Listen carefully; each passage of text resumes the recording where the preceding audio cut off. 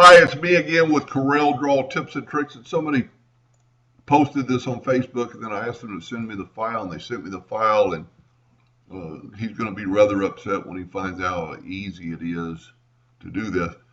He doesn't like the top of this point touching the top of the letter, if that's what I understand.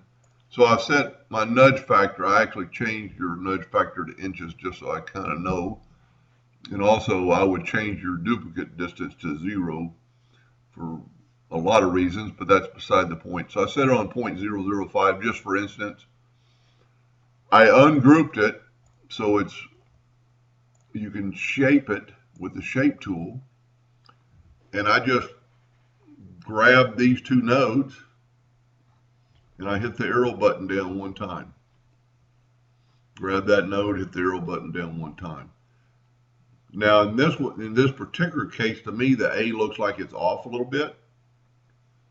You know, this is kind of, really the same way, but that might be but on the A, you could actually change your nudge factor to 0.001, and there's something you might not even want to do.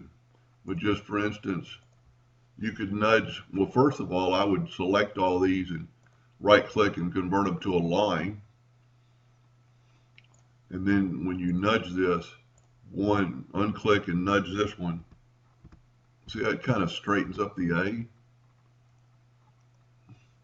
Then let's put it back for 0.00 or 0.05 and do the other two letters.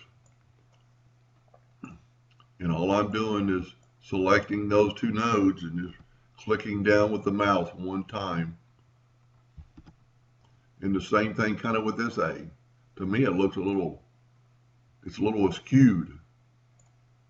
Maybe that, maybe that's the way you want it. See, it's kind of got a curve.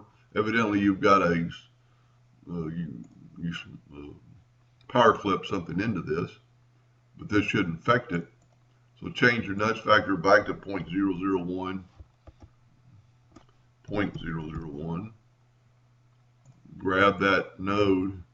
So we'll select all these, and I would convert them to lines, and then just unselect them and select that one back, and just kind of move that over. Looks a little more even. But that's one way to do it.